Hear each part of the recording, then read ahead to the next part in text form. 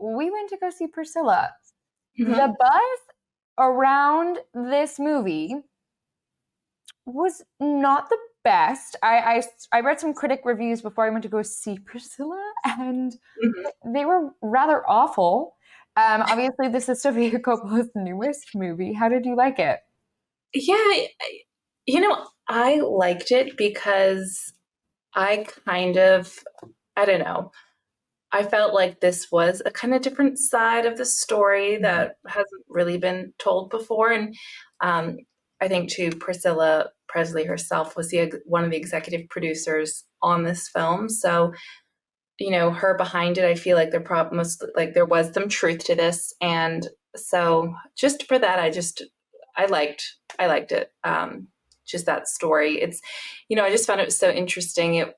It's funny because, Elvis came out in 2022. So this, like, I don't know, there's like now two Elvises in the world, Austin Butler and now Jacob Elordi. So I don't know, in my head, this whole time I was watching it, I was just comparing it to that movie a bit. And I mean, they're just so opposite, but I don't necessarily feel like this was bad. It just had a Mm. very different mood, which I didn't mind. But I can see maybe for some people, it's maybe, especially if they are bigger fans of Elvis as well and his music, they might find this. Oh, so it's actually so funny because that's actually not what I meant at all, but that's a really good point as far as like the depiction of Elvis in this is so drastic to Buzz Right. Lerman's Elvis.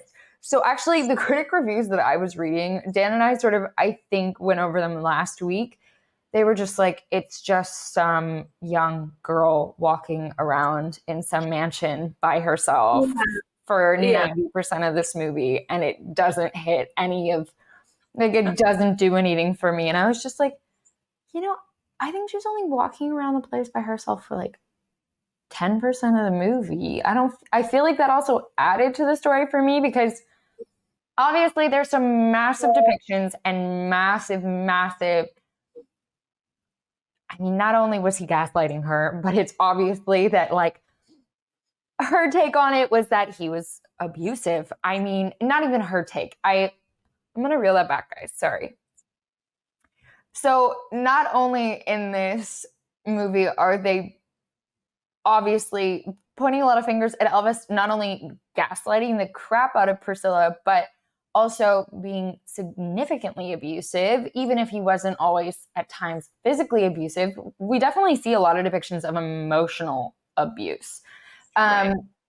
And what's so crazy is that Priscilla Presley herself actually said that this movie, like, it was so hard to sit down and watch. And Sofia did such a great job at showing her the truth of the matter and like truly coming through and creating a really true sort of depiction of what happened. Her What's life. crazy about that is that Lisa Marie Presley, who obviously was what 3, 4 when Elvis died, before she died earlier this year, which is so sad, she was like, this is the most evil movie ever. This is not true. This is not a good depiction. You guys are like taking advantage of my father's image. So for Priscilla to echo the exact opposite side of that, I was watching this movie like, Yeah. oh, the tea. Well, yeah, no, I did see the same thing. And I thought, like, because I think she did say, like, Mm-hmm. I'm going to come out and say that, like, I know my mom is on board with this, but I am not.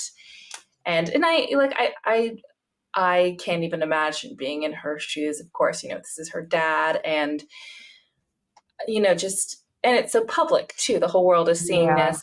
And she said, you're showing him as a predator and a manipulator. And that's, to him, for her, the way, I guess, maybe her relationship with her father, it wasn't that for her. So, Mm-hmm. I understand that. And that is, I think, very tough as well, just to, have this shown. But at the same time, I'm also like, I wonder if this whole experience of making this movie was maybe very therapeutic for Priscilla Presley, Mm-hmm. just to be a part of this and to kind of, share her perspective of the whole relationship and Yeah. everything. So it's difficult, I think, for sure, for both sides. Yeah. Well, it's also okay, so let's talk about my main issues with this movie. It's hard for me, and there is no victim blaming here, no victim shaming. If this is her side of the story, this is her side of the story, right? Like, I'm not going to be the one to sit here and say it didn't happen. Absolutely, this stuff happens. But it's also like, if this movie would have premiered 20 or 30 years ago, I don't think the amount of people in my theater, all the buzz was, I hate Elvis. He's the worst person on the planet Earth. As I was walking out of the movie theater, and I'm just like, it's so funny because if this movie would have come out 30 years ago, my grandmother got pregnant and married at 15, and she is actually younger than Priscilla Presley. That was just, it's just the way it was. Yeah, like obviously the age gap is terrible. Obviously there is some significant grooming here. Her parents were okay with it to a certain extent, you know what I mean? And that was just kind of how things work. The culture was so much different then. And so it was really hard for me to watch this movie in which, like, it's so obvious that Elvis is being villainized to like the point where it was just like, oh, he's giving her drugs now. Okay, but also he was definitely given all of those drugs and lied to about all of those drugs and taken advantage of in the same way that Judy Garland was, in the same way so many stars were. And so it's like, obviously watching Priscilla's perspective side of things, I'm like, yes, but they don't show her reaction to Elvis dying when she leaves him. Spoiler alert. Sorry, guys. This basically goes up until this movie starts when Priscilla is 15 and it ends about 10 years later, I would say. It's like an accurate timeline. And it ends either weeks or months before Elvis dies. And it shows, the last scene is showing her leaving Elvis. Obviously, she doesn't get divorced from Elvis before he dies because she ended up with all of his shit.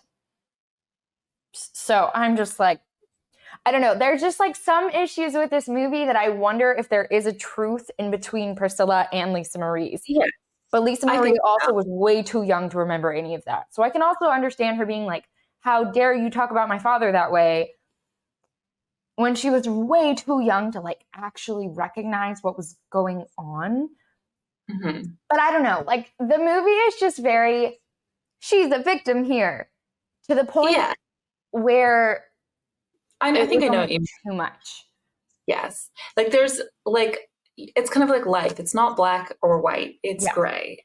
And I think it's hard to just, even in filmmaking sometimes, to really show that muddiness. And maybe Sofia Coppola did kind of, I kind of agree. I felt like, I don't know, like, it did seem too much. No, I mean, yes, and of course she is, a victim of this, but I don't know. It's like, it is interesting to me too, because just reading afterwards, like she has, like, even in the press and stuff, has stated that she's always still loved Elvis and has like upheld his estate and his what's the word, his whole image. I mean, the whole his whole. So it's not like she hates him for this or anything, like I don't know. I felt like the ending kind of made me feel like, oh, like this is this, but I know that in real life, I think she feels differently now. Yeah. So I don't know. It was. So I guess my biggest issue with this movie is it just leaned on her perspective so much. Like a bit more balance.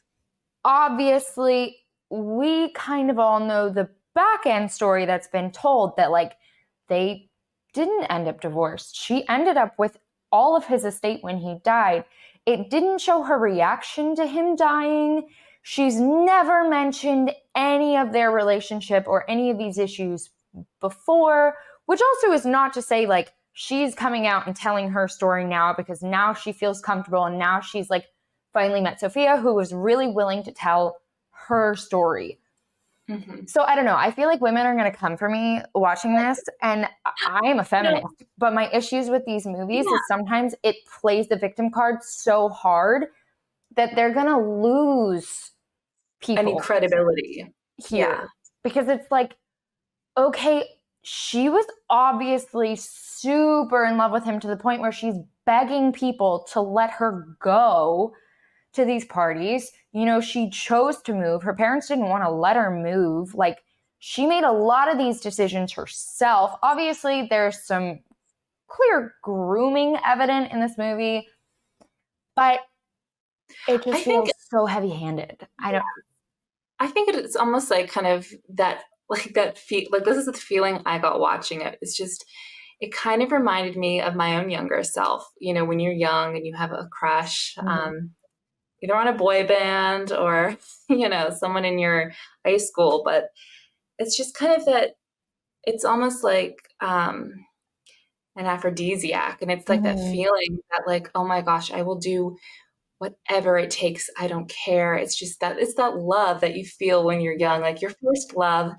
And even though she maybe doesn't want to be aware that those things are bad for her, it's like that puppy love that I think a lot of people feel. And of course, not saying that that's her fault, but you know, it's that kind of rose-colored glasses that are going to prevent you from, you know, really protecting yourself or making, you know, what we can all now see as like the right move. I mean, we're now in 2023 judging, you know, things that, especially the culture back then, it was just so different. So it's like when your own peers and people that you know are maybe doing the same kind of wild things or getting married very young. I think, I don't know how I also read this, but I didn't know this before, but I think Jerry Lee Lewis, he also married like his 13-year-old cousin.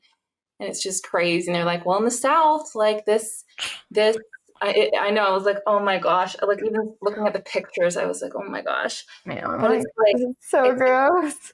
Like in the South, like this attraction to 14-year-old girls was like normal. So of course, not that that's good, but it's like the way you stated that, it's like this attraction to 14-year-old people were just getting married that young.